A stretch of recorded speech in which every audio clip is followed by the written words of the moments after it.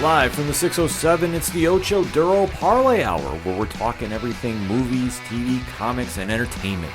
Join in the conversation on social media with the hashtag ODPH, because here we go.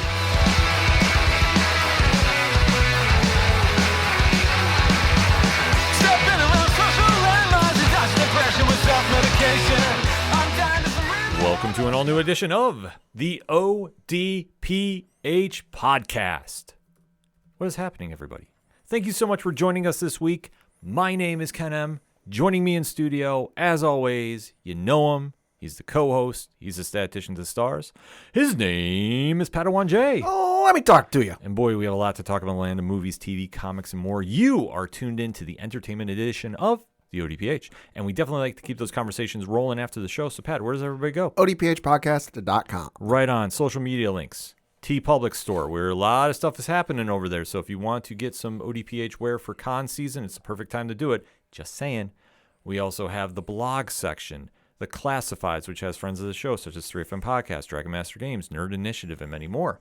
The directory. Pat, how many providers are we on? 825,653. Folks, he is a statistician to the stars for a reason. Source? Trust me, bro. Exactly. I don't question him. So that being said, wherever you listen to us, first and foremost, we do appreciate it. It means the absolute world. Drop a review on your favorite podcatcher. It definitely helps the algorithm for the show. Last but certainly not least, we do have a music section because you hear a lot of great music from bands such as Brian Wolf and the Howlers, Second Suitor, Tom Jolu, Floodlands, and many, many more. It's all right there for you.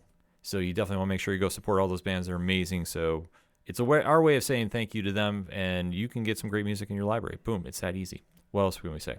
And if there's anything else that's on ODPH, the world of the ODPH, it's ODPHpodcast.com. See, that is how amped up I am to talk about the show because there's a lot to cover. And kicking off is one of the big two shows on TV. Mm-hmm. We have a Marvel vs. DC showdown. Yeah. Pop culture seems to be jumping on this show first, so that's what we're going to talk about. And Pat, what is that show that we're going to be talking about? Agatha All Along, Season 1, Episode number 3. Yes, the spin-off from WandaVision, starring Catherine Hahn, reprising her role as Agatha Harkness, and the mischief that she is getting in, trying to get her magical powers back due to the fallout of the original kickoff of magic in the MCU. And that is also connected to Doctor Strange, Multiverse of Madness. There's so much going on with this show that to see this character break out years after the events of WandaVision and see her now trying to gain her powers back and with some friends along the way and even some enemies lurking in the background too, is definitely got pop culture's attention. First 2 episodes came out. A lot of people had positive things to say. Mm-hmm. Now going into episode 3, there is a lot about this Disney Plus show that is really starting to get everybody's opinion, yay or nay, about this show. So that said, we like to give our spoiler-free statement before we dive in. If you're new to the show, that's what we do. We don't want to ruin anything for you. So you're going to hear a quick snippet about what we think of the show. Then you get a countdown. After said countdown, we go deep diving. We talk spoilers. We talk theories. We talk everything that gives you a full picture of what we think the show is going to do and move forward with. So if you haven't seen the show for whatever reason, you can pause and jump back in later. Pat puts the liner notes timestamp right there for you. And if you stay along for the conversation, you're going to be caught up to speed of where we're at. So that being said, Pat, give me your spoiler-free statement on Through the Many Miles of Tricks and Trials. So I feel like the first batch of episodes, the first 2, should have included this one.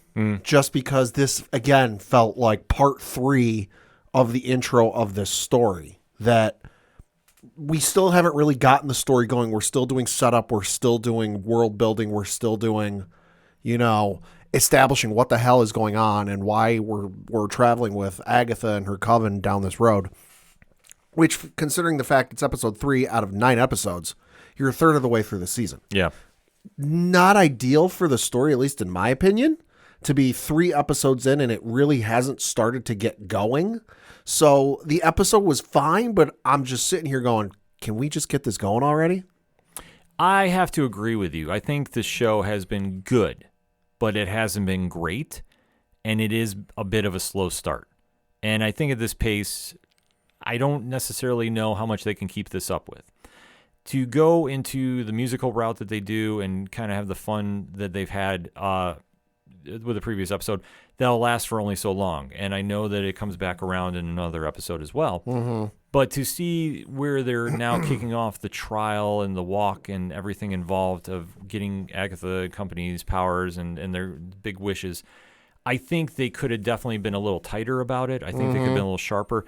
This episode did get some key points in. Oh, sure. But I don't necessarily know if I would say it's a home run yet. I think we're still in that feeling out process. Right, and I'm not saying this show's awful, and I'm No. not saying skip it, but just as of right now, as I'd like to say, I like to reserve judgment until the story's done, the story's told. But as of right now, early review, the in-progress review, to borrow, the phrase from video game reviews, I'm not that big a fan. But there's still, we still got a couple more episodes before the season finale, October 30th, before I make my final judgment. But right now, I'm unimpressed with their performance. Fair enough. So let's get into that spoiler talk, shall we? In 3, 2, 1. Let them know, Pad. Like I said, this just feels like it would have been better. I think Disney Plus has only done this maybe once or twice, where they did like a 3-episode premiere. It would have been better, for this to be part of the 3rd episode, just because, and I think it might have improved my overall opinion of the first set of episodes more, just because it would have felt like, okay, we're firmly establishing what's going on. You felt, and it would have made sense, at least to me, if you dropped all 3 of these episodes at the same time, because you're like, hey, we want to get the story built and established and going, and we just want to get that done and out of the way right now. And I would have sat there and gotten to the end of this, gone into episode 4, watched episode 4 and gone, okay, that makes sense. We did the first 3 episodes as establishing what's going on, and here we are, we're off and we're running. That would have made sense. That would have been fine. They didn't do that. They dropped 2 episodes, and we're going into episode 3. And I'm thinking, all right, we got everybody established. We got everything set up. We're going to get going. And now we're going to see some chaos, and we're going to see some magic. I mean, we saw chaos and we saw magic, but it was still building and establishing what the hell's going on.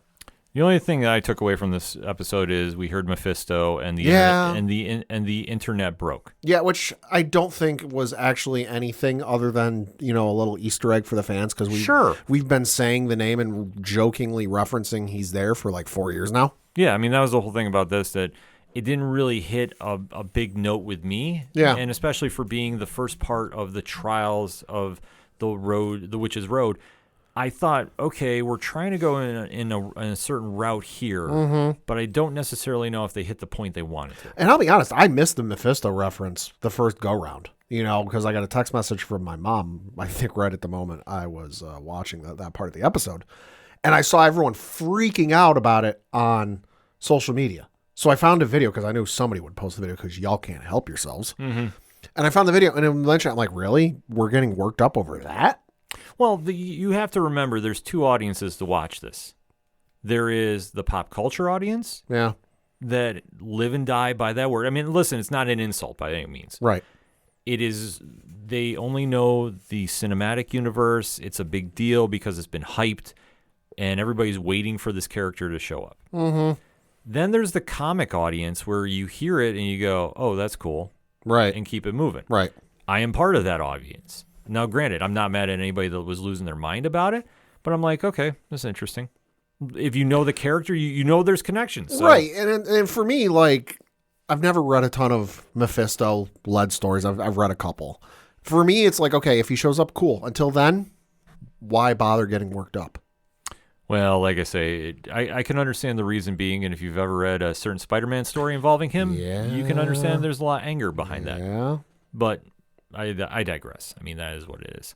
But when this episode really kicks off, we start getting to the heart of the story, which is about going on the Witch's Road, and now everybody needs to face trials. They're going to definitely deal with the elements of witchcraft. So this is where things start picking up a little bit. And now it's also coming to light about Teen and that, well, there's something quite wrong with him. Joe Locke, who plays the mysterious character, did a great job with this.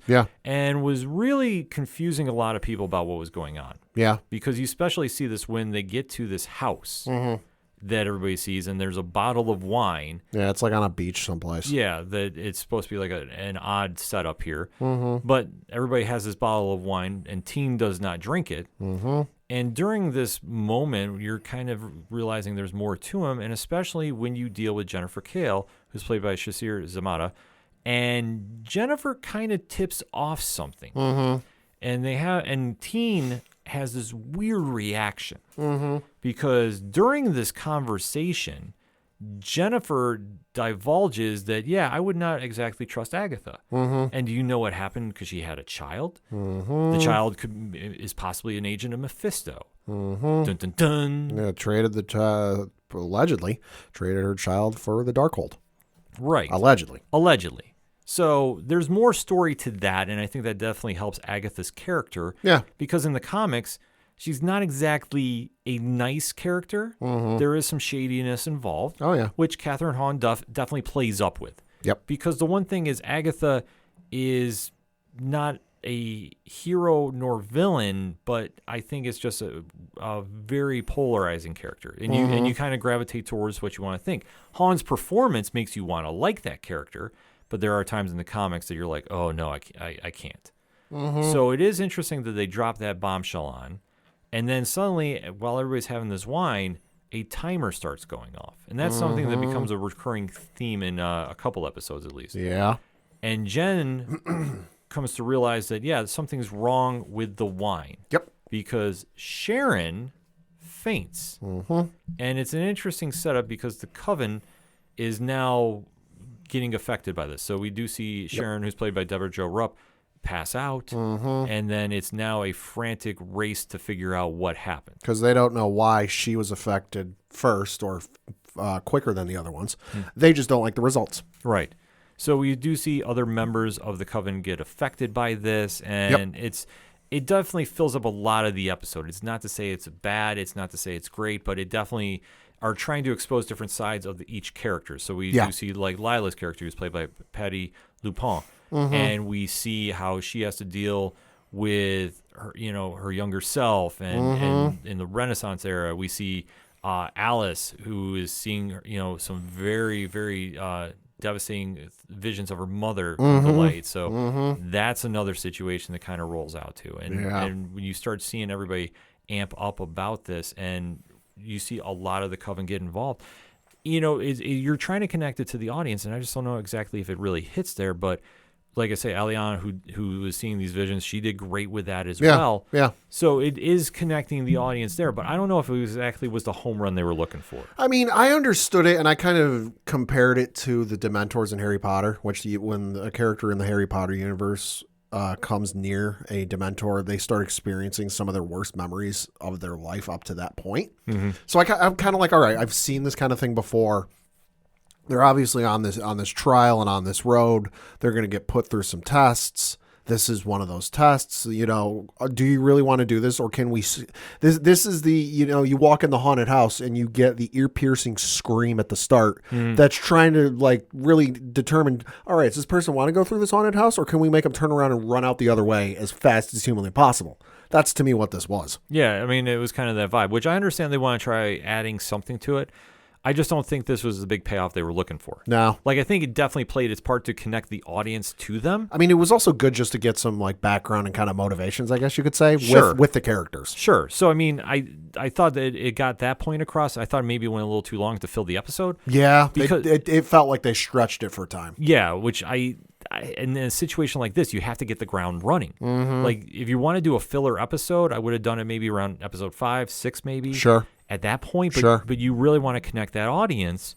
And sure, I mean, you are starting to make the connections with the characters, and everybody's really seeing how this Coven is coming to life and the bond they're doing, but still, it's like an honor amongst thieves. There's still that uncertainty. Jen obviously doesn't trust Agatha. No. Agatha doesn't give anything for Lilia or Alice to get, there other than this is an ends to a means. Well, and we know for some of these characters, this isn't their first trip around the block. We know Agatha's been around since at least the Salem days. Yeah. So if we're in the 2000s, the 2020s, wherever they are in their timeline, because MCU timeline's ahead of where we are present day, I think. I could be wrong. But we know Agatha's been around for at least 400 years. If we're talking Renaissance era with Lilo, that we're talking at least, that's another 500-600 years. Oh yeah. So this isn't exactly their first trip around the block. No, definitely not. And they do know each other. So Yeah. I mean, we go through, like I say, Alice's story. We go through Lila's stories. Jen has one about a doctor And forcing her underwater. Yeah. So I mean, they're trying to add a lot of horror elements into this. Which Halloween makes sense. Yeah, it makes sense. I mean, that's something that the series is going to play a part in. Yeah. Because witchcraft, scary, horror. Yeah. Like I say, so you get a lot of that. And then you get to Agatha's portion of this, and it goes to a crib, and she's very hesitant to look into it. And sure enough, she pulls the blanket back in the crib, and the Darkhold is sitting there. Which might confirm that allegedly we said earlier, but we'll see. Exactly. So wait and see. There's, ... Yeah, there's more to this as well. But the one thing that I was taking in is whoever is the mastermind behind this road is pulling some strings. Oh, yeah. Now, is it Mephisto? Probably not. No, I wouldn't say so. But I think anytime you deal with witchcraft in the MCU, it's always a messy situation. Yeah. So somebody is really trying to play into their deepest fears and amplify them up to 10. Is it Nightmare? I was thinking that could be a long shot of somebody behind this. I mean, that makes more sense to me than Mephisto. Oh, yeah. I mean, like I say, the Mephisto Easter egg was a nice tip of the cap. Because I just can't see it being Mephisto, because Mephisto is supposed to be Satan himself in the MCU. You're telling me Satan, who has got all the stuff he's got going on, causing havoc and mayhem and all that other stuff, is going to take time out of his eternity to just screw with them because they're on a road? Like, that seems like, remember that one commercial, delegate down? Like, it seems like he delegate that kind of thing. Well, I think in certain aspects, if there's something that he wants, he's going to use people to get it. We should ask Peter about that. Yeah, exactly. Well, still not over that story. Anyway, but that's where I think you're going to see him debut in something else. And I just don't know what, but there has to be some kind of element. If the Darkhold's in place and he wants the Darkhold, sure. But whenever he appears, like, there's a reason behind it, and it's multi-layered. So for right now, though, I think Nightmare would have been a great overall heel. Villain, I guess I should say. But we have to wait and see, because it could just be nothing, just the elements they're in, because once we get everybody out of their hallucinations, we do see that the house is now getting flooded, and they're trying to come up with an antidote, which Jen does. Yep. So they take it, but albeit Sharon is still unconscious, they have to force it in her. Yep. Water is still coming in, so at this point, they have passed the trial because the oven inside the house opens up. And they're hesitant to get in it because, well, it's an oven. Right. So they have no other choice. They wind up doing it. They throw everybody in there. They escape down. So it's kind of like a fairy tale escape route. Like an Alice in Wonderland thing. Right. But once they get to their next destination on the Witch's Road, Sharon's dead. Oh, my God. Dun, dun, dun. And literally that's how the episode ends. Yeah. So I think it was okay for what it was. I mean, I did not lose my mind on the internet. No. And I understand, like, there's a lot of pop culture fans that are completely blown away by this, and I hope they stay that energy. I really do. Yeah. I just think, though, for the overall picture, like what we've seen before, they're definitely playing into the key points of a Harry Potter story. A little bit. I think, but it's smart because that's the easiest connection to pop culture recently with magic. Yeah. So you want to kind of dabble in that and give that little sense of danger. A little bit of Harry Potter, a little bit of Sleepy Hollow, I would say. A little bit. A little bit of, what is it? The, oh, God, the witches and, Salem. Yeah. A little bit of Salem. A little bit. So I think this kind of elevates the danger level, so to speak. Yeah. And especially if Sharon is really dead, which, I mean, it's Marvel, unless you're Ben Parker. Yeah. I was going to say Uncle Ben, but it is Ben Parker. Yeah. Nobody stays dead forever. Yeah, that's true. So who knows? Maybe that is Mephisto after all, and she's going to come back and haunt them. Oh, my God. That would be the greatest swerve of all time.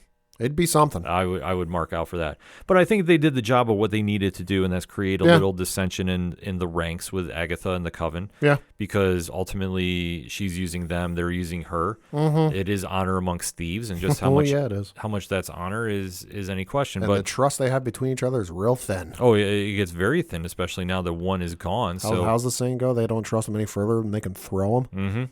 So I think overall, though, it definitely hit the key points it needed to. I think, though, there was a lot of filler in this one. Yes. This definitely, like, especially the middle part of that episode, felt like when you're writing a essay or a paper in college and you have to meet a certain, like, word limit, word requirement or page limit, and you're just looking up words in the thesaurus just to extend it and make it longer. Yeah. You're repeating yourself 4 times. It's what it felt like. It's definitely what it felt like. So hopefully the show really starts picking up some steam where it's going from here. Mm-hmm. I have full faith it will. Oh, I do too. Because I think one character who I know comes back in the next episode is sorely missed, and that's Aubrey Plaza. Yes. So when she returns, I think that's going to help. And I will give this advice to our audience as well. It has been leaked via Funko dolls. Yeah. Involving the show. Goddamn merchandise. About who 2 characters are. Every time. Yep. So buyer beware, so to speak. If you don't want that ruined, we were purposely not saying who it is. Yeah. Albeit, though, if you've listened to our previews before, you have an idea who one is. Mm-hmm. And we'll just kind of leave it at that. But I think overall the show has got some growing room to do. It meets the pop culture standards. Comic fans might have a little bit of an issue with it just because it's taken a while to get going. Oh, yeah. That's the only thing I kind of find fault with it. Final thoughts, Pat? Yeah, no, I agree. It's taken a little too long for my liking to get going, but hopefully we really get going soon. And once we hit that accelerator, we really get going because I think this show's got a lot of potential and the story it tells with the ramifications for some characters down the road. Oh, boy. A lot of expectations. Yeah, so definitely we'll have to wait and see what happens. And every Wednesday night on Disney Plus, 9 p.m. Eastern Standard Time, the show comes out, and we'll be recapping it all season long. So in the meantime, hit us up on that hashtag ODPH Pod. What is your thoughts about episode 3 from the first season of Agatha All Along, entitled Through the Many Miles of Tricks and Trials? Hit us up. Let us know. We're going to take a quick break. We'll be right back. Do you like comic books? What about movies and TV shows? Well, we may be the show for you. We're Hops Geek News, a weekly podcast that discusses comics, movies, and TV shows while featuring a beer of the week. Every week we chat about what we messed up on the week before, and then we dive into what we're reading and watching, as well as some news. We then wrap it up with a geek-themed topic of the week.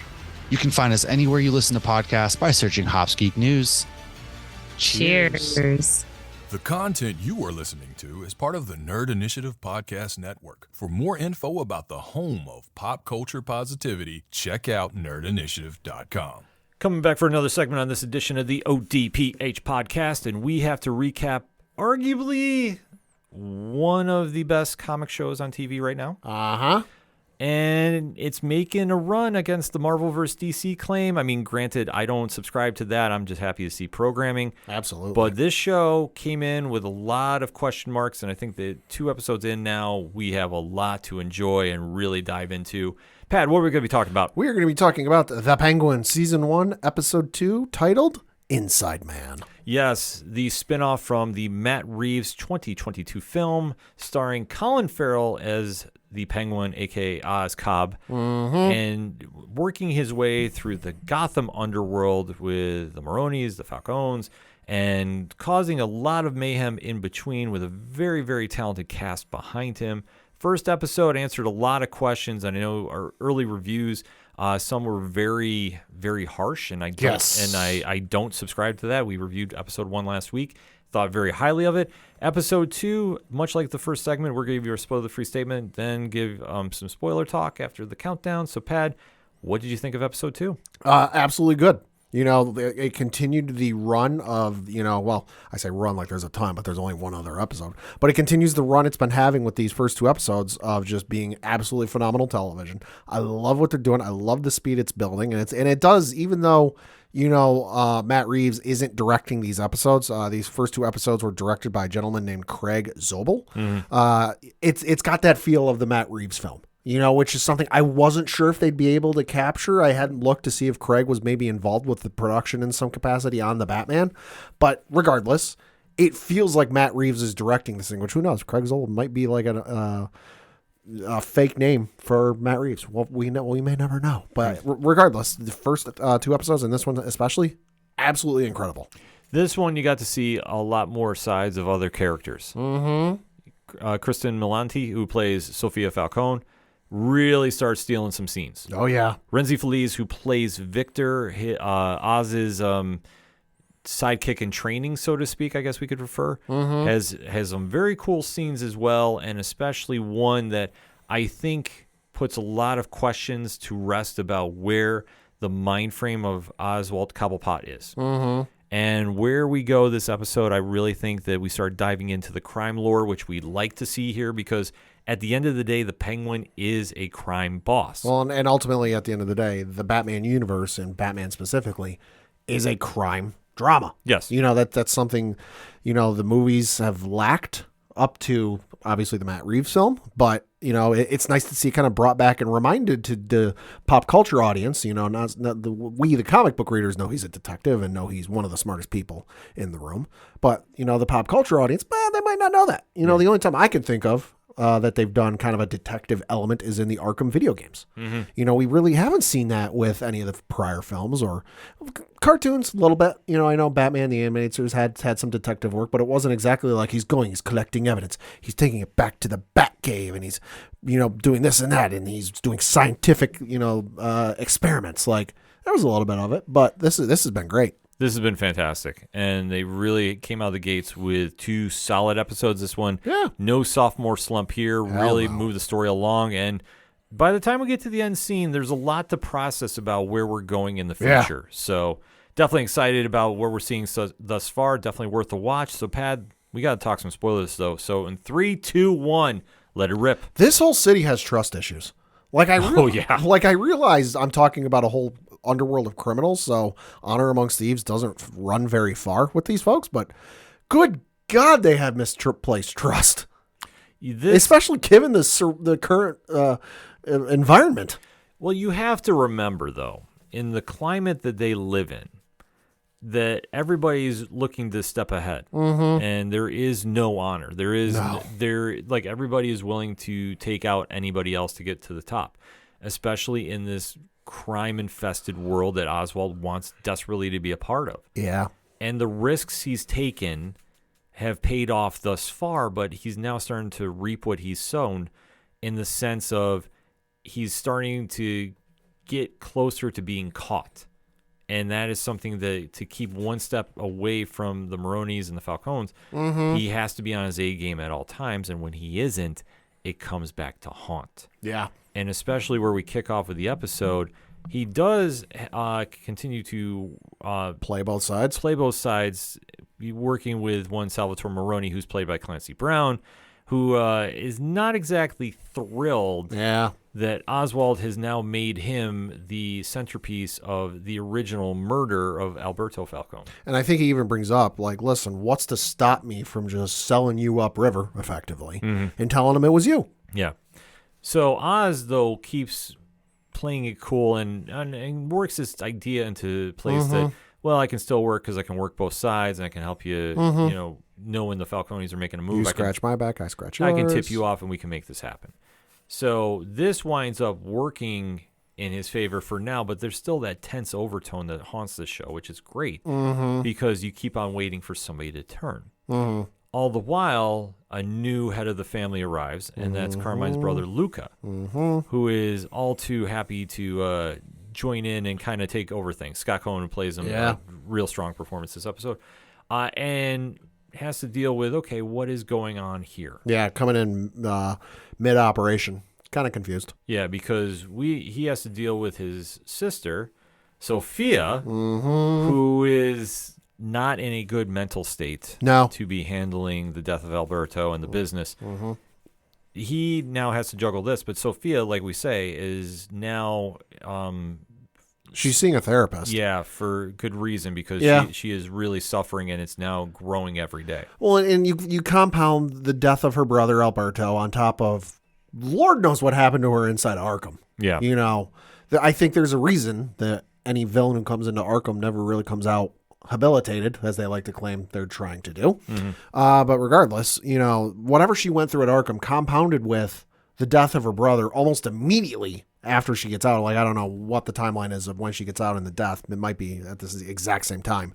But regardless, she's got both of these things going on, and she's seeing a therapist who's doing this like weird light, hypnotism, whatever this thing is. And all the meanwhile, she's envisioning still being at Arkham and visiting with her brother Alberto.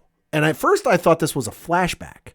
And I'm like, oh, okay, we're seeing a flashback. But then the gun comes out of the darkness that's behind him, and she starts freaking out because before this she's excited to see him. But then the gun comes out of the darkness or out of the background. She starts freaking out, goes, no, no, no, no. And then he gets shot and killed in front of her. And then she starts freaking out, and that's when we wake up and find out she's in therapy. Yeah. So we do see there is a new character introduced, Julian Rush, who's played by Theo Rossi. And Theo is amazing. You probably know him from so many different projects. Yeah. And he comes in and is trying to almost, kind of guide the situation. But there's also some overtones, too, of like he's not on the up and up. Mm-hmm. And I know there's an online chatter about that. Is he possibly Hugo Strange? Ooh. I will say maybe. I mean, I don't know necessarily how they're going to do that, but if it was, I would not be super shocked. I'd be happy about it. Theo's great, so if they want to do that, sure. So it is cool to see how they're kind of setting this up. But then we get back to business, and with Alberto's funeral, there is a lot of moving parts happening. Yeah, people are not happy with that whole family. No, they're not. There's a protest outside of the funeral. Mm-hmm. Well, I mean, you have to remember at this point, too, Gotham is not exactly thrilled, but it's not in a good place either. Yeah, that's true. It's nearly been wiped off the map. Yeah. And with that being done, there's still a lot of anger that still resides amongst the citizens. Well, and I think, like I said last episode, I think it's probably the worst kept secret what the family does. Yeah. Like they don't publicly say it, and they try not to like hold a sign walking down the street saying what they did, but everyone pretty much knows. Yeah. So when you see this all kind of twist and play, I mean, it definitely adds to the drama there. And Sophia is convinced that there is a mole in the organization. Mm-hmm. She's convinced. Like somebody's working for Maroni, especially, too, there was a prior drug deal that went wrong. Yep. That was due to the Penguin. Mm-hmm. And setting everything up, and Victor had to come bail him out, and that made for quite the situation because it's yet again another attack on the Falcone family. Mm-hmm. So they're keeping an eye on a lot of things. They're a great action sequence to kick things off, but it's one that it's kind of blink and you miss it, though. Yeah. But it definitely adds to the drama that's going on here. So Sophia is now trying to get some information and finds a former detective of the Gotham City PD to go start digging in. Used to be on her dad's payroll. Yeah, so we know that there is a little corruption going on too. Yeah, and when we start seeing this kind of play out, it definitely adds a little bit. And again, given the circumstances and the current state of affairs in Gotham, makes sense. No, it makes complete sense.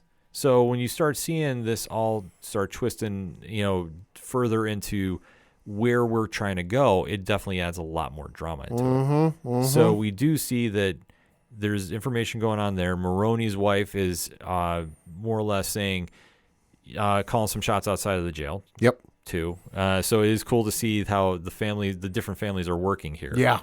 And Oswald is given a job that not necessarily he is down for. No. Because he has to go get a gentleman by the name of Irvad before the Falcones can get him and talk. Well, they've got him, but they want Oz to get to this Irvad gentleman before he starts talking.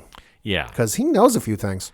Well, like we say, if he's not afraid to talk, they're all in trouble. Yeah, that's true too. Because Oswald knows that if he gets exposed, he's done. Yep. So he has to cover all tracks. I'll say he's not exactly been tying up loose ends up to this point. No. So when we see this all transpire, it makes for quite the odd situation because he has been so delicate about what he's doing and he doesn't want to tip anything off. And yet he can't do that because, well, his hands are tied because it's just such an interesting dynamic. So we do see after he has a little play and a little party too, we have to forget because there is a tip off there because Victor is talking and Oswald is conversing about what he's doing next. But during the conversation with Victor and a girl that's at the party, there is a note that is dropped. And unless you're paying attention and you're a comic fan, it might have gone unnoticed. There's a section of Gotham that gets referred to as No Man's Land. I did catch that. That is tying back to a old Batman story when an earthquake hit Gotham. Right. And I don't think we're doing that, But I think it's just an Easter egg to the story. I think it's a very cool Easter egg, but I don't think that that's where we're going with this. Like I kind of took it to mean like the story has happened. Yeah. And that, hey, this is just a fun Easter egg for the fans.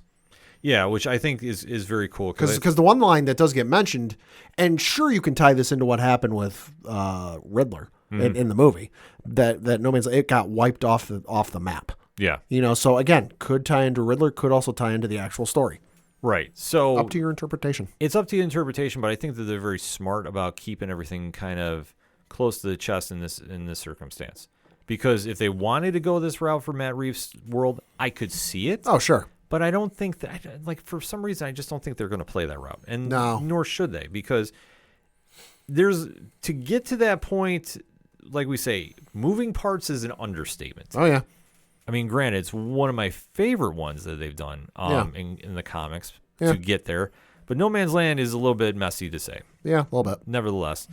So Oswald is in there trying to maneuver around, and he thinks the easiest way out of this is if he can frame Johnny Vitti, who is now the underboss of the family, and to see how Michael Kelly, who plays him, and he's always fantastic in whatever role you put him in, to see how he works as the Falcone underboss and how he is caught in this mess is very, very cool. Yeah. Because with Oswald trying to take him out, that's going to set up for a lot of things if Vitti can stay above the trouble there. So while he has Victor try to plant the jewels that he originally stole from Alberto in Vitti's car, he gets caught. Red-handed. Yep. And he has to run. Yep. So he is almost a distraction while Oz now is in the house of the Falcones and working his way to the basement to find Irvad. Right. And while he's on his way there, he does get a phone call from Victor basically saying, hey, I screwed up. Yeah. Sorry. I will say this about Renzi's performance. He was very good in the role. Yeah. I was just surprised to see Victor, the character, be as nervous as he was after it looks like it's been established he's been around Oswald so much time. I don't think that's the case. Just because when we met him in the first episode, he looked like he was trying to steal the hubcaps or the tires off of his car. So he's not exactly what I would say a career or seasoned criminal. True. He's just this minor guy who does petty theft, might do occasional robbery, but in terms of like grand schemes and I'm going to rob the First National Bank of Gotham, not exactly in his wheelhouse quite yet. And I don't think all that much time has passed. And so for him to go from, I'm going to boost this car for its wheels to I'm going to plant evidence to implicate this crime family member of murder, a little bit of a jump up, from the minor leagues to the major leagues. Oh, I grant you. But I think just seeing the demeanor, and especially to put him in that role, it to me, it kind of felt a little off place, but not enough to take me out of the episode. Like he was supposed to mess up and be scared. Oh, yeah. But it was just kind of like, okay, we're really pushing this forward. It just seemed like, I don't know, maybe it's just like fast forward a little bit and to see him this nervous. I figured by the time that we got to this episode, some time has passed. No, I don't think all that much time has passed, if any at all. Maybe a couple days. Well, I mean, it's a great debate for it. So, like I say, it could go either way. But due to Victor freaking out and getting caught, Oswald has to change everything. On the fly. Yeah, which kudos to Colin Farrell in this one. Yeah. This is great flip switch persona here. Yeah. Because he finds Irvad in the basement who's locked up. And he's all lucid. Yeah, and they work out the deal because he has the pictures of Vitti cheating with the Maroni wife. And we do see that Irvad is willing to flip on Vitti and snitch him out. Yep. Well, obviously, things change because of Victor. Yep. So due to this, Oz has to kill him. Good Lord. In a very violent way, too, Mike. I was not expecting them to be this graphic. See, I don't hate it. I'm not mad, but I was surprised. See, I was. And the one thing that this Matt Reeves universe does is they're not afraid to go graphic. Sure. Not saying we need to see it all the time, but I think they really wanted to establish, like, this world is not friendly. This is very mean. This is very cold. This is very ruthless. Seeing Oz react the way he did played it perfectly. Yeah. And albeit, though, when Sophia, who is now chasing after Irvad to find out some information, finds the dead body, they shut the house down. And when they do, Oswald has to get rid of the switchblade. Yep. He does it in a very unique way because he starts a fight with Sophia's number one, Castile. Yep. And when he does, he plants the knife in the argument on Castile. Uh-huh. So when he's found with the knife, he's pleading his innocence because he is. It's not mine. It's not mine. But Luca, who is the head of the family, doesn't even hear this and shoots him point blank. Well, this is after Sophia is demanding, like, no room for movement, that Castillo give her his gun. Yeah. Just screaming it at him, and he's pleading his innocence. And Luca goes, enough of this. Bang. Yeah. So this is really kind of forcing a lot of moving actions to take place. Firmly establishes who's wearing the pants in this family. Oh, yeah. And especially he kicks her out of the business Yeah. after. Yeah. Because she's like, in Luca's mind, he literally says, hey, that's your number one. Yep. You can't control your number one. What are you going to do here? Yep. So it's a very cold business move, but it is what it the is. Mafia. Mm-hmm. So during this whole mess, Oswald is assigned about getting rid of the bodies. Yep. So him and Victor are at an undisclosed location. Off the road someplace. Victor is digging a grave, throws the bodies in, and this is the moment that I think solidifies where the Penguin is. Right. What does he do, Pat? Makes Victor get in there, get in the grave and lie there with the bodies while staring at them. Mm-hmm. Victor tries to look away and tries to close his eyes, and Oswald says, "No, open your eyes." Yeah. It's a powerful scene because this is the Penguin we know from the comics. And we've seen him up to this point be conniving, be very smart in terms of like he can change his plan on the flip of a script. But the other thing too, we know from the comics and other iterations, he's very ruthless. Mm-hmm. And making your henchman who screwed up for you lie in the grave of the people he was supposed to take care of. Yeah, that's effective message. Oh yeah, well this is what the Penguin wants, and we've seen iterations of this in the comics. So I'm glad they went this route in the mainstream, because this is the perfect Oswald Cobblepot. So after this happens, he has a secret meeting with Sophia, who now is ready to take out Luca and everybody else so they can run the Falcone family. Mm-hmm. And that's how this series ends, or the show ends. The episode, yeah. Yeah. So a lot of moving parts here. Uh-huh. A lot of great performances. Fun Easter eggs thrown in. Yeah. Like I said, I think everybody lost their minds about No Man's Land. Not on the same level as Mephisto, but comic fans, I think, did. And I'm just going, I'd love to see it, and it kind of makes sense if they really wanted to go this route because of the Riddler's actions, but I just don't see that happening. I'd love to, but I think they're going to keep it very grounded, and when we see the return of Robert Pattinson's Batman, it'll be in a whole different place. Could be. But great acting performances all around, established the crime drama, and that's the one thing that's keeping everybody hooked. Needs more prosciutto. Anything else it needs, Pat? No, this show's been absolutely phenomenal. It's been great. The only thing I think we need, and maybe we'll get this next episode, is kind of where things stand in Gotham. Has anything really changed? Has anything been going on? Just kind of the overall story. I realize this is about the Penguin, but considering where he operates and where he's working, it'd be nice to get a little bit of an update how things are going. But otherwise, the show's been incredible. I think we'll get one by the time the season's done. Oh, yeah. I don't think they want to tip off anything else. True. Because they really want to establish this is Penguin year one. Yeah. And you know what? I'm perfectly fine with that. Absolutely. But this show is firing on all cylinders every Sunday night, 9 p.m. Eastern Standard Time on Max. So you definitely want to catch it where you can. In the meantime, hit us up on the hashtag ODPH Pod. What is your thoughts about The Penguin, episode 2 of season 1, entitled Inside Man? Let's talk about it, shall we? But first, we're going to take a quick break. We'll be right back. Hey, this is Scott Snyder, and you better listen to the ODPH podcast, or I'm coming for you, and Batman is coming for you. Coming back for the final segment on this edition of the ODPH podcast. Pad, what you got? Got a couple things to talk about, the first of which is obviously some unfortunate news because we did have a trio of incredible actors and actress pass away this past week. This was just a rough week with death, period. Yes, it was. The first one we're going to mention is Ken Page, who was an icon in theater and also a very well-known actor, passed away at the age of 70. Probably best known by some folks, he was the voice of Oogie Boogie in Tim Burton's The Nightmare Before Christmas. He was also also in the Broadway debut of the musical Cats. Was also voiced King Gator in the Don Bluth animated feature All Dogs Go to Heaven. And he was Nicely Johnson in the first Broadway revival of Guys and Dolls.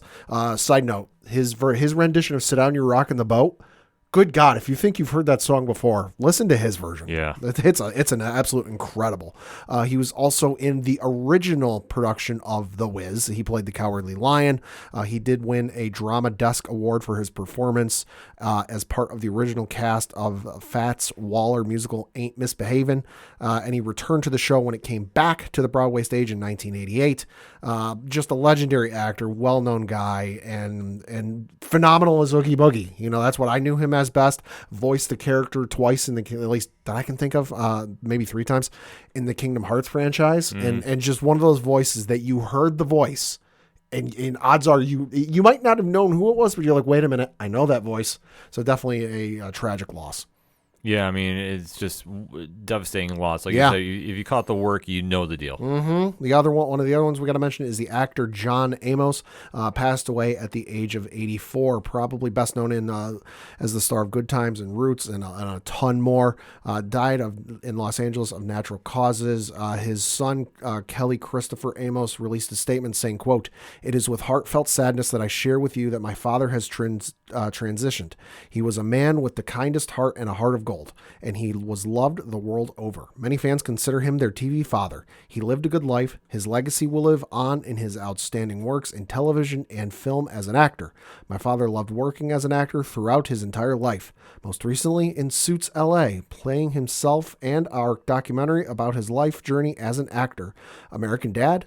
He was my dad, my best friend and my hero. Thank you for your prayers and support at this time," close quote. So a little bit of a unknown thing there. He does have one more acting performance coming out. The Netflix series Suits LA, which is the spinoff of the Suits show on USA. Yeah. He's in the pilot episode. Oh. And he's playing himself, so we will get to see him one more time. But like we said, known for being James Evans Sr. in Good Times, Grant in Die Hard 2, was in Lockup, and also Cleo McDowell in Coming to America. Another great actor. Phenomenal actor. And then this one hit me hardest of all, and this is lastly and certainly not leastly. Dame Maggie Smith passed away at the age of 89 years young. Her sons, Toby Stevens and Chris Larkin, released a statement saying, quote, "It is with great sadness we have to announce the death of Dame Maggie Smith. She passed away peacefully in hospital early this morning, Friday, 27th September. An intensely private person, she was with friends and family at the end. She leaves 2 sons and 5 loving grandchildren who are devastated by the loss of their extraordinary mother and grandmother. We would like to take this opportunity to thank the wonderful staff at the Chelsea and Westminster Hospital for their care and unstinting kindness during her final days." Obviously, close quote, obviously known for a ton of roles. She was in Sister Act, Harry Potter, Downton Abbey. I knew her best from the Harry Potter days, and we talk a lot of times about actors and actresses who are perfectly cast for the roles. Yep. Patrick Stewart as Professor X, Hugh Jackman as Wolverine. Trying to think of some other ones off. I had a couple, but they're escaping me at the moment. But there's been ones over the years. Maggie Smith as Professor McGonagall. They absolutely nailed that casting, because if you read the book, she's a no-nonsense, by-the-letter professor who really looks out for her students and wants to teach and get the best out of her students. And they chose the perfect actress to play the part. You know, she definitely had that come across. And obviously with her being connected to Harry Potter, there was a couple of statements put out by some of the actors in the series, first of which was Daniel Radcliffe. He said, quote, "The first time I met Maggie Smith, I was 9 years old and was reading through the scenes for David Copperfield, which was my first job. I knew virtually nothing about her other than that my parents were awestruck at the fact I would be working with her. The other thing I knew about her was that she was a dame. So the first thing I asked her when I met was, 'Would you like me to call you Dame?' At which she laughed and said something to the effect of, 'Don't be ridiculous.' I remember feeling nervous to meet her and then putting me immediately at ease. She was incredibly kind to me on that shoot, and I was lucky enough to go on working with her for another 10 years on the Harry Potter films," close quote. So obviously Daniel Radcliffe playing the title character Harry Potter. He went on to say she was fierce intellect, a gloriously sharp tongue, could intimidate and charm in the same instant, and was, as everyone will tell you, extremely funny. I will always consider myself amazingly lucky to have been able to work with her and to spend time around her on set. The word legend is overused, but if it applies to anyone in our industry, then it applies to her. Thank you, Maggie. Close quote. I know Tom Felton, who played Draco Malfoy, released a statement. And then I also know Bonnie Wright released a statement, but just a devastating loss because I know she had fought cancer once before while filming the movies and had beaten that. But and then the other sad thing too is passed away a year to the day from when Michael Gambon, who played Albus Dumbledore, died. Talk about freak coincidences. Just absolutely sad and absolutely tragic, and our thoughts and prayers go out to not only Dame Maggie Smith, but all the actors and folks who have passed away this past week. Yeah, I mean, like I say, the legacies that they left behind, Yeah. Will always live on forever, and our deepest condolences out to family, friends, and fans all over the world. Like we say, between that and the sports world this week, it was just it's when you're connected, like I say, a lot of these people just have so much amazing work they leave behind, their legacies, and if you grow up involved in watching what they do, like it's just it hits you in just such a dramatic way, and it's like this week just was very, very rough. So we say, just to reiterate our deepest condolences. Then we got some DC news because in an exclusive from The Hollywood Reporter, sounds like we got two villains getting the movie treatment here coming up, whether it's together, separately, who knows? I got to guess. But the article does read, quote, with a bigger budget Joker movie just weeks away and a Penguin HBO series freshly unveiled, a few other DC villains are being targeted for the spotlight. Sources tell The Hollywood Reporter that Bane, the super steroid-injecting antagonist who was previously seen in the 2012 Christopher Nolan movie The Dark Knight Rises, and Deathstroke, another popular arch nemesis in the comic book company's fold, are being lassoed together for a movie. The James Gunn and Peter Safran-led DC Studios is developing a script from Matthew Orton, a scribe on the upcoming Captain America Brave New World movie. There is no director on the project, close quote. So, not sure if it's going to be a solo films, not sure if it's going to be together, but if I had to lay a guess, because I know from rumors, one person was almost in a certain movie. The other one was being talked about being put into that same movie. Never happened. I'm going to say Suicide Squad 3. Well, Bane was, according to rumors, Bane was almost in Suicide Squad 2, and Deathstroke was talked about being put in. Couple different things here. Deathstroke has been long rumored and attached in certain ways to DC characters for film. Well, and we even saw the Joe Manganiello version. Oh yeah, completely. And me being a longtime Deathstroke fan, I am eagerly anticipating to see what they're going to do with Slade. Yeah. I just don't know. I mean, Suicide Squad would make a lot of sense. Yeah. However, I also can see them doing something else. And I just don't know where they would go per se, because, I mean, this is a big heavy hitter lineup. Yeah. Suicide Squad usually has one or two. It's not as loaded. Sure. So it can be. I mean, Deathstroke has been on the Suicide Squad before. Bane has been part of Secret Six, if memory serves me right. See, the way I see it is I don't think Deathstroke would be a part of the team. I think what would happen is you've got the team being put together. They need one more. Given the turnover rate of Suicide Squad in those first two movies, I can imagine a lot of folks are not exactly willing and volunteering for the job. So they got this one person. They're like, I don't know if we can trust this guy. He's a bit of a hardhead. He's a bit of a hard to deal with. He kind of breaks people's back. Like you could make a reference to Nightfall. He's broken people's backs before over this. Like blah blah blah. And then they found, what, we got to do it. We don't have anybody else who can stand up to the task. Enter Bane. Yeah. And then you go about whatever the mission is. They're going about the thing, and you run into Deathstroke because whatever they're tasked with. Oh, happy coincidence, he's on the same job. So it's a bit of cat and mouse, who can get it done first, getting in each other's way. And ultimately, as the movie might probably go, by the time the final battle rolls around, now let's put our differences aside and fight together. Or I can even throw this at you, because this just hit me now. Yeah. They're in the same movie, right? Allegedly. But it's not to say that they're not fighting each other, correct? Correct. So if they're not fighting each other, correct, then they could also do a different story and it is one that they did in a Batman comic. Yeah. And that is, it was Batman going after, had to go steal something from Bane's headquarters. Yeah. During the Tom King run. Oh, shit. So what if it is Suicide Squad and they're going after Bane? Ooh. Okay. I'd be all right with that. Which I think that is the smarter play. I could see it. See, that would go there, and if they wanted the base idea from it, I know Tom King is doing a lot of stuff for DC films. With Lanterns too, I know he's part of that. I know the New Gods movie, which I'm still mad is not getting done. Yeah. If they wanted to adapt his story, I mean, granted it was Batman and Catwoman sneaking in and doing some stuff. If you want to do that with Suicide Squad instead, and they have to go get Bane, I'm in on that, and I think that has got some mileage on it. Yeah. So throwing that karma out to the universe. Yeah. Then some more DC news, because in an exclusive at Deadline, they revealed an upcoming project for DC and WB Animation. It says, quote, exclusive. Here's a really cool project that just got greenlit at DC Studios and Warner Brothers Picture Animation. Dynamic Duo. It will mark the first joint project between DC Studios and the Bill Damashq-led WBPA.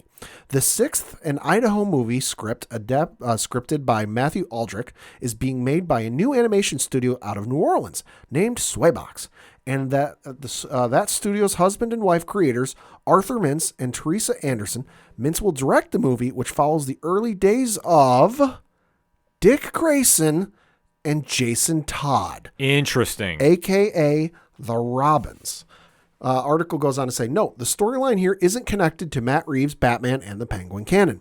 Swaybox uses a technology known as Momo animation, which is a cross between CGI animation, practical elements of stop motion, and live action real-time performance. The result is long-form storytelling billed as visually breathtaking, dynamically expressive, and more human. DC Studios' James Gunn and Peter Safran, Swaybox Studios, Anderson, and Sixth and Idaho's Reeves are producers on Dynamic Duo. Executive producers include Michael Uslan. Quote, I have wanted to make a film with Arthur and Swaybox for many years, and for that film to be Dynamic Duo in an incredibly special and unique Batman and Robin story for families is a dream, close quote, Reeves said. I mean, I'm in on it. Absolutely. I think it's got a lot of potential. That'll be a fun project when it comes out. Yeah. So we'll have to keep an eye on it. Also, just to backtrack a little bit, the Batman story I'm thinking about was Tom King and Mikkel Jannin's Okay. I Am Suicide. It was the second arc in Tom King's run. So if anybody wants their homework assignment at the comic shops this week, that is one to go check out. Yeah. Then we got a trailer reveal for something I did not know was coming, but I'm going to be watching this thing day one and probably about 100 times between now and the end of the year. This is true. And this is an original documentary film coming to Disney Plus on November 1st, and it is titled Music by John Williams. Who? You bite your goddamn tongue. So for those who don't know, John Williams is, I'm not even going to say arguably, he is the greatest composer of our time. I'm going to say in 100 years or even 200 years, when we mention the names of Bach, Beethoven, and other great classical composers, you're going to put John Williams in that same conversation just because the impact he has had on film and music cannot be understated. He has done the themes for Superman, Star Wars, Indiana Jones, Jaws, E.T. the Extraterrestrial, Harry Potter, Jurassic Park. I know he did Memoirs of a Geisha. I know he did the Lincoln movie from 2012, I believe it was. The list is incredibly long, and it's incredible the work he has done and just the impact he has had on pop culture. Because you hear the song, you know who it is. You hear that Superman, that classic Superman theme from the 1977 film. Yeah, you know, you hear the Harry Potter theme. You know it's Star Wars. God, it like that theme got so popular that anytime you hear the 20th Century Fox fanfare, if you play that and ask somebody what movie is playing, 9.9 times out of 10, someone's going to say Star Wars, just because of how synonymous those two became. So to get a behind-the-scenes documentary at his work, his life, and maybe his thought process, I'm here for. You know, they got George Lucas to speak about it, Ron Howard, Steven Spielberg, J.J. Abrams, his own kids. You know, it's going to be absolutely incredible to see. And if you are a fan of any one of these franchises, you're definitely going to want to give this a watch on November 1st. Yeah, this is going to be one for all. I mean, like Pat reiterated, I said, and I can't reiterate enough. he is one of the most legendary producers of all time. If you've ever gone to the movies in the past, 50 years? Longer. Longer. I mean, you know his work the minute it comes on there. It's iconic. It's timeless. It really captivates the pictures that it's involved with. So this is going to be a fun documentary to watch. And then lastly, certainly not leastly, October 5th is James Bond Day. Oh, boy. This from the article on 007.com says, quote, "It's James Bond Day, held on October 5th, the date of the world premiere of the first James Bond film, Dr. No, in 1962. In 1961, American producer Albert R., a.k.a. Cubby, Broccoli, wanted to bring Ian Fleming's James Bond novels to the screen. Teaming up with Canadian producer Harry Saltzman, who had optioned the rights to the series, Broccoli landed the financing from United Artists, raising $1 million to bring 007 to the screen. Initially, Broccoli and Saltzman wanted Thunderball to be the first Bond adventure. When their intention was scuppered by copyright issues, they turned to Dr. No, the sixth Ian Fleming novel that featured a topical story, the space race, and plenty of action, all set in dazzling tropical locations. To direct the picture, the producers chose Terrence Young, a filmmaker Broccoli knew could bring the elegance, style, and panache that were hallmarks of the character. Close quote. So the article goes on about the whole process and some of the behind the scenes stuff for the movie, which, hey, if you haven't seen this, you should definitely check it out. But yeah, so this James Bond Day is October 5th. So go have yourself a vodka martini, shaken, not stirred. Yes. Go play a little bit of poker, a little bit of card games. And then if you're looking for something to watch, every James Bond film, except for, I think, Casino Royale. Looks like Casino Royale is still on Paramount Plus because reasons. Yeah. But regardless, the other 24 films are all streaming on Amazon Prime. So if you need something to watch, go watch. If you need a recommendation, hit me up on Twitter, @Meslin. I will give you a recommendation. Absolutely. Definitely hit up Pat about that. He's arguably the biggest James Bond fan on the planet. So you'll definitely have a lot to talk about on that day and go celebrate some 007. So you can't go wrong with that. Nope. And then we got some comic picks for the week. Oh, of course, it's comics time. A lot of great stuff. This is one of the most stacked weeks of the year. So, Pat, what you picking up? I got two things I'm going to recommend for you to read at the comic shops this week. These are the reviews I gave for Nerd Initiative this week. The first of which is issue number 4 and the final one in this miniseries titled Star Wars Inquisitors from Rodney Barnes. The description reads, Jedi legend Tensu Run confronts the Inquisitors and the dark side itself. Seething at his Inquisitor's failure to eliminate Jedi Tensu Run, Darth Vader turns up the heat and bodies pile up. While eluding his hunters, Tensu remains dedicated to rebuilding the Jedi Order. But as those close to him face great risk, he has no choice but to face his fate head on. Jaded by his pursuers' disastrous rampage, what path will Tensu take? And what will it mean for the future of the Jedi? It's a good conclusion to this. It's been a little nuts. A couple instances in this I wouldn't mind seeing on a screen of some sort. Video game, TV, or movie. Yeah, I was going to say Rodney Barnes writing. Enough said. Then you've got issue number 1 of the new Star Wars series, The Battle of Jakku. A lot of buzz about this one. Insurgency Rising. So like I said, this one from Alex Segura. This one reads, quote, New Republic stave off an unexpected and deadly new threat. A defiant Imperial takes center stage and goes on the offensive against the New Republic. Leia makes a startling discovery in the forests of Endor. Who are the mysterious and deadly acolytes of the Beyond? What is their new villain's connection to Darth Vader?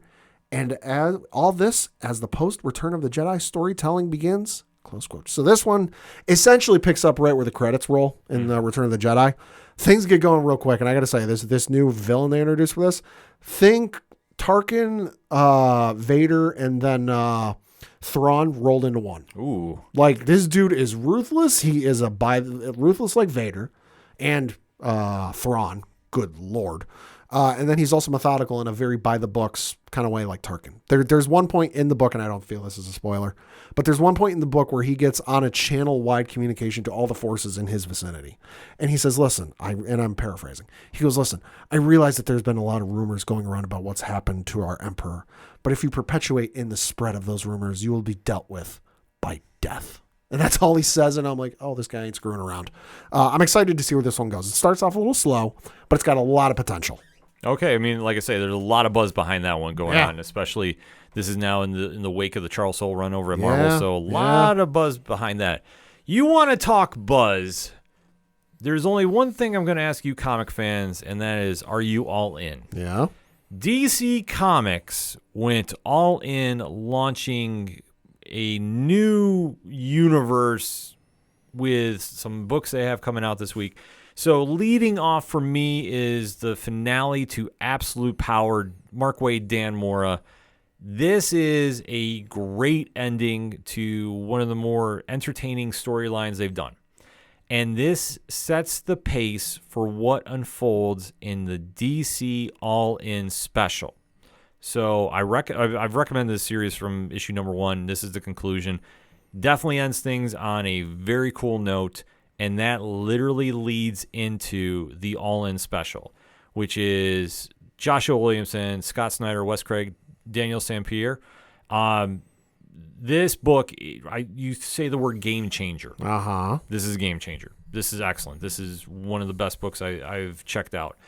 And where things stem is this is the birth of the Absolute Universe. Oh, and jacked up Batman. Uh-huh. So, and everything gets explained why. So you're not going to walk into this going like... Because the man doesn't miss chest day to save his life? Oh, it's not just that, my friend. There is a very cool story behind this. It's a flip book for a reason. Oh, I remember that being like a selling point. Mm-hmm. And one is through the traditional method you go in, and the other is told through Darkseid's eyes. Gotcha. This, like I say, I can't stress this enough. This is a game changer. This is going to usher in the Absolute Universe. You're going to hear a lot more about that as the rest of the year goes on. Absolute Batman drops next week as we record on October 9th.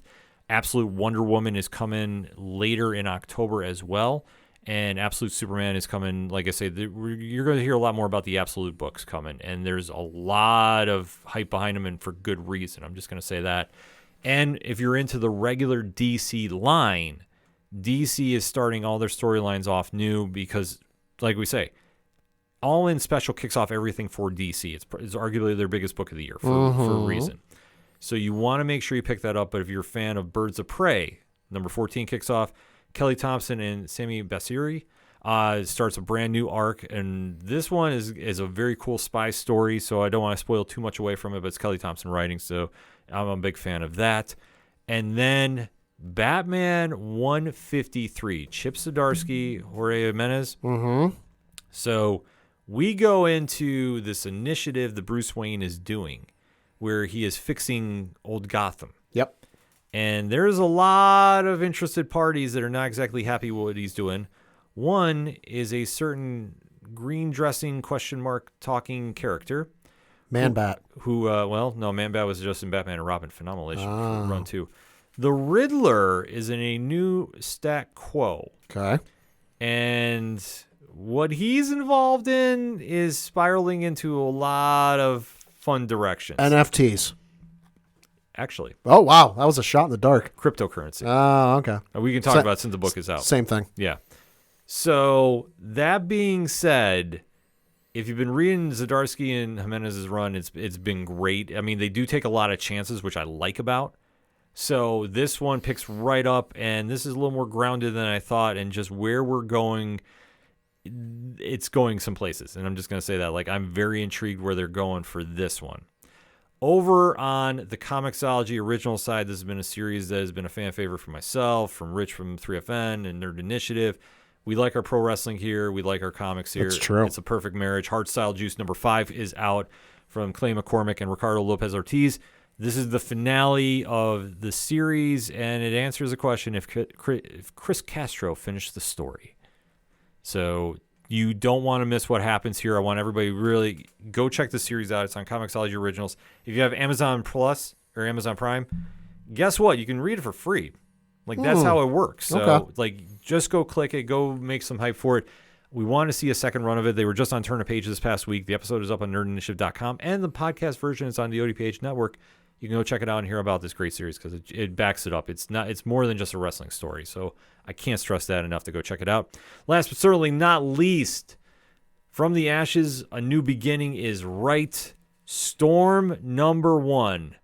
Miriwa Ayodele, Lucas Winrick. So this is focused on Earth's mightiest mutant, Ororo Munroe, in a brand new stat quo, and I will say this wholeheartedly. If you have never read a Storm story before, this is the one to go check out. Okay. I love the take. I love the concept behind this. I think Miriwa when he was on Turn a Page on a special edition. Really broke it down and sold me. And this is one story that is fitting of Storm. Storm has always been on like that kind of Superman level where it's hard to tell stories when you're so powerful. They set up a conflict. And where they go is a lot of interesting places, and I love how they did this. This is an instant hit. I am locked in for what goes on, especially the last page is going to throw everybody off. That's like out of nowhere. So definitely go check that out, Marvel Comics. And there is more books to go check out. So nerdinitiative.com is the place to go. Check out the great reviews from the bullpen. If you're looking for horror, I know Night of the Slashers is out from Magnus Comics. Rich from 3FN did that review. Hyde Street is out from Ghost Machine and Image Comics. That's done by the team from Hops Geeks News. And it goes on and on. I mean, you want to talk about the best of the best reviews, nerdinitiative.com is the place to go. And definitely make sure to go hit up your comic shops and go get these books.